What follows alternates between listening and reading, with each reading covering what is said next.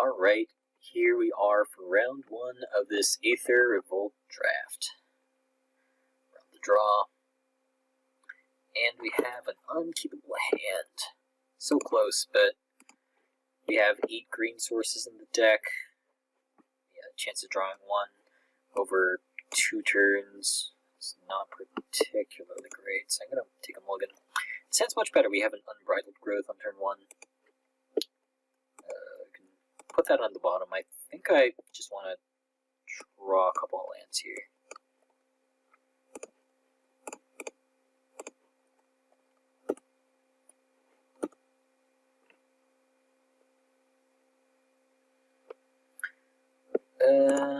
Alright. Pacification Ray, I guess, is fine. Yeah, I bottomed that 3-drop because I already have several good 3-drops. Oy.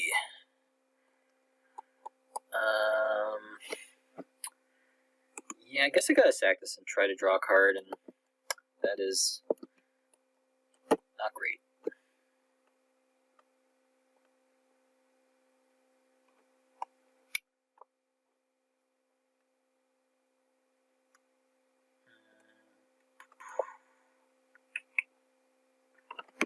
Alright. So, do we maybe just have to try and race?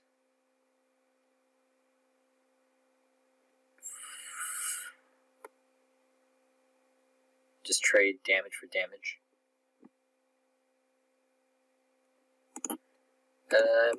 If we do have to raise, I think having the flyer in play is going to be better.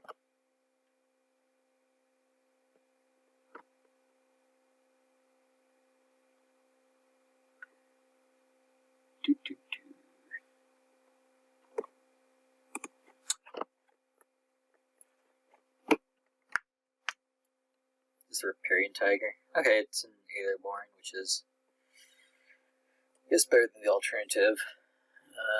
Still no lands.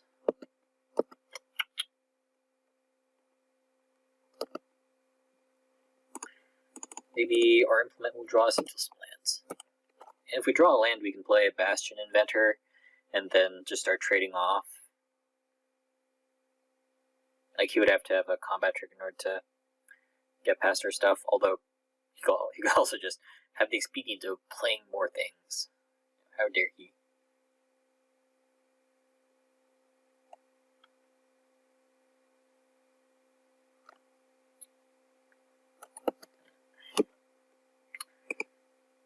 I think we're dead, right? Yeah, there's like nothing we can draw here.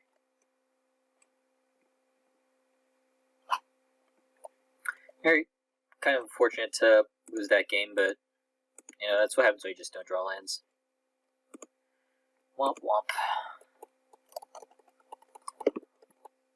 Yeah, I'm not sure what else to bring in. I mean, our opponent just played stuff, and we didn't have answers.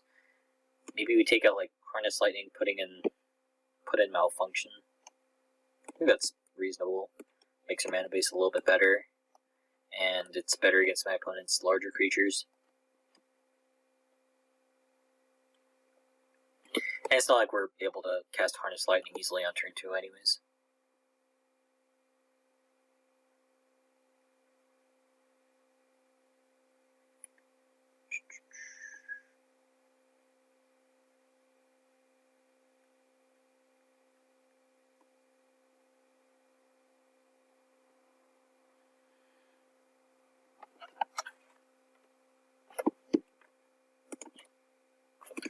Alright, we're back, and we're on the play for game 2.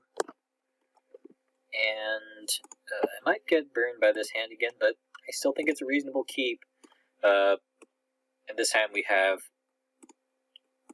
a 2-drop into 3-drop. Hope that's good enough.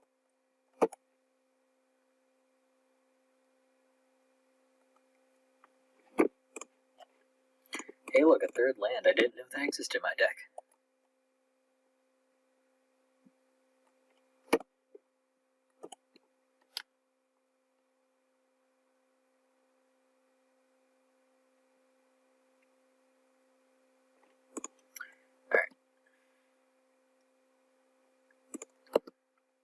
here we play the Aether Leopard because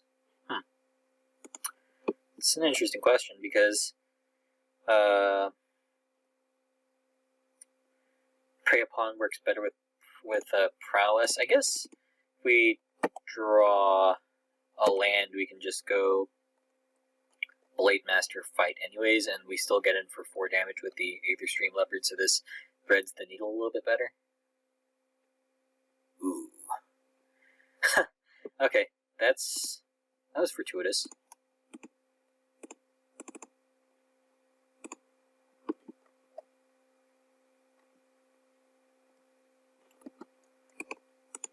So for 6. No reason to really hold on to that energy because I don't have like a Skyship Pirate or any way to really use it otherwise. Alright.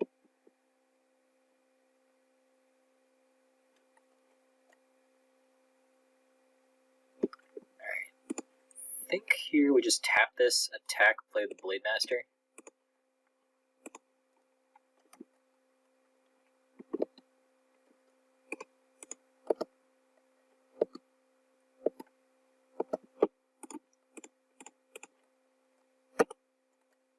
And then that's 7 damage next turn, counting Prowess on the Blade Master.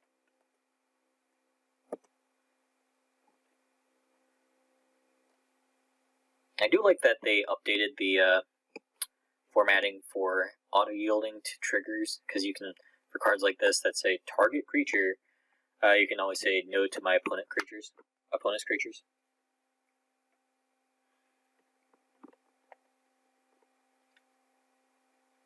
So my opponent has like a Pima Outrider here, can kind of stabilize.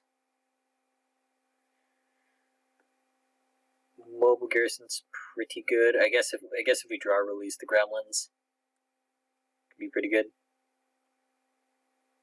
So we can fight here. Oh, I guess he has his own Prey Upon. Is that what's happening? That is what's happening. Okay. Well, we can still attack for 4.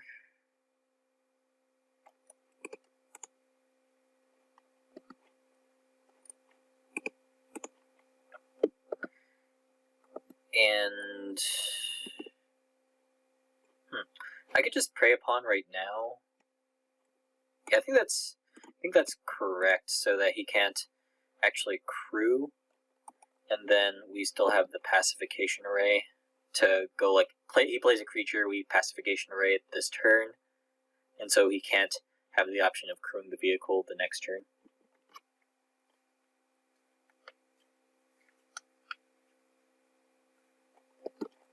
Alright, well, we're attacking.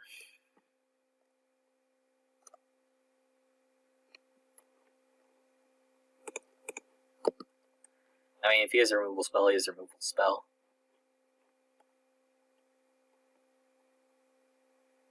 Is this, okay. That's fine. I mean, he's still dead on board, so he has to find a creature to block or another removal spell. Sure. I guess he could have Ornamental Courage.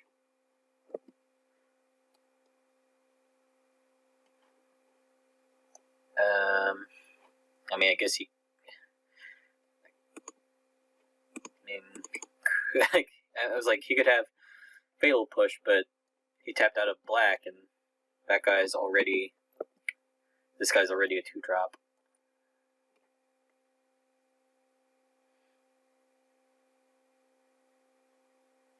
Okay. Like, Ornamental Courage is really the only thing that might get us, and we still have a Release the Gremlins. Okay, I still think we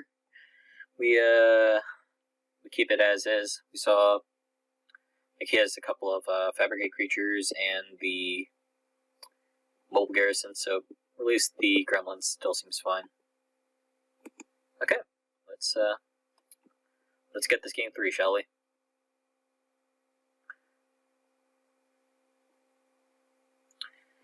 Ooh, Really? Probably kept 7. We're on the draw, we have 8 green sources, but if we don't, then we just do, like, nothing. We also have, so it has to be, like, we don't draw any forests or blue or red spells. I think I'm going to keep this, but, like, I think the first hand in game 1 had, like, 2 lands, and they were both islands. Here we have island, island, mountain. That's, like, the worst possible. Unless we draw a forest immediately afterwards, in which case it's best possible. No! Alright. Punished. Super punished. Okay. Yeah, let's play a Druid of the Cowl. And next turn we can go, like, Aether Herder, Prey Upon. Which isn't bad. Not bad at all. If we draw a 3-drop, we can go Kujar into 3-drop. Is he just killing our Druid of the Cowl? It's a little mean, but we'll survive. And the fact that he's using Unlicensed Disintegration on a 2-drop is pretty good.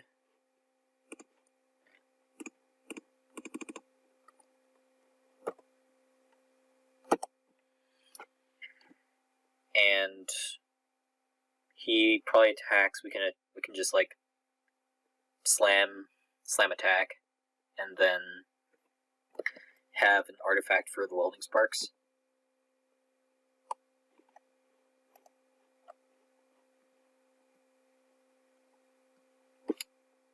Okay, so, well, we would have to kind of do some unfavorable trading here. We can go, like, Seed Sculptor, put a counter, attack, trade, and Welding Sparks. Guess that's not the worst.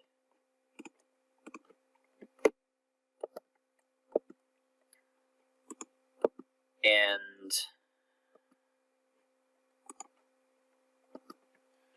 then we get the Servo. Okay, so here, I think we just Welding Sparks while he's tapped out. I mean, we didn't see any combat tricks, but it's good to be careful.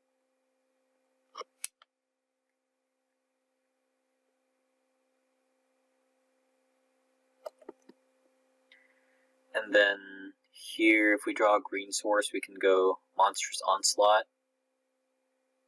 Or not, apparently.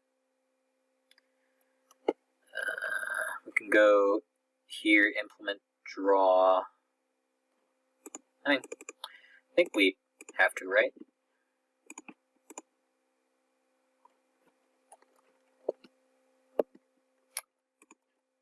Okay, drawing lands is okay, but not them not being forest is not. So if we have Blossoming Defense, we can't really block profitably, so might as well attack.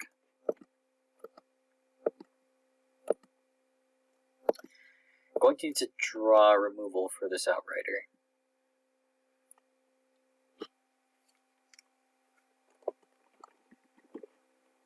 Yeah, that not drawing green mana has really gotten us pinched here. Oh no, what's this?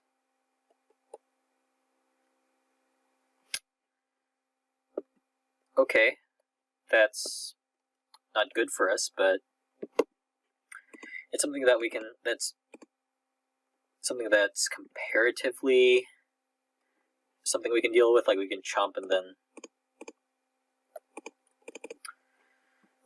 hope to draw good stuff. Like, I was worried it was like the Aether Stream Basker, I think it's called, the 5 mana green, the 7 mana green creature that's like, you gain a lot of energy based on however many creatures you have, and this is 5, right? I mean, if he has Like, if you had a combat trick, you would attack with the Outrider. Plain and simple.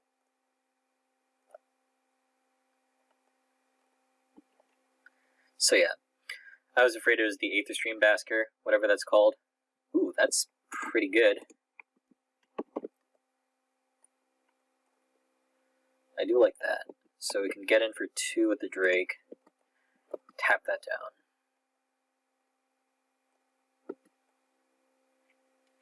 I think, yeah, during upkeep to minimize the chance that he draws like a Blossoming Defense. Oh no. So we have to Blossoming Defense our Servo to not die. That's really bad. So we have to top deck pretty well now.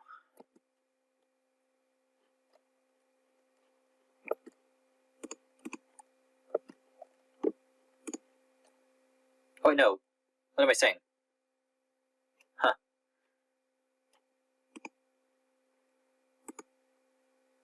Well, yeah, we're at 5. We don't need to be stupid. Okay, that was not it. I guess we can go defense, prey upon, kill the Outrider. And then we have to chump block the Aether Herder. I mean, puts us in a better position than we were before. But yeah, we have to top deck. Luckily we can cast anything in our deck. At least the gremlins would not be bad. We can blow up 2 artifacts. Man. That was a tough one. Yeah, that natural obsolescence on our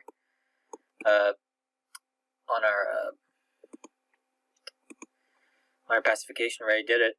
Like, I was really counting on that to bring us back in the game. I guess the attack was pretty bad. I mean, not just being results oriented, but the fact that, you know, with the Blossoming Defense, it can block and eat the Pima Outrider means that, and I also had the green up there, means that that's fine. And getting it for 2 damage isn't going to really do that much that turn. But then there's also, like, my opponent just plays more creatures, but we still have that option, and then we also have the Monstrous Onslaught. Yeah, I guess that attack wasn't great. It just left myself with... I mean, I was thinking about him having removal on my creatures, and I was thinking that, oh, this will be, like, the pacification ray will be fine to keep his creatures in check, without thinking about the possibility of artifact removal. Especially since this is a post-board game. I mean, you didn't see that many improvised cards, right? But I guess if you main deck this, then you're probably not likely to board it out. Okay. So just something to think about. Just consider all kinds of removal, everything that could be in my opponent's hand. So yeah, I'll see you guys in round 2.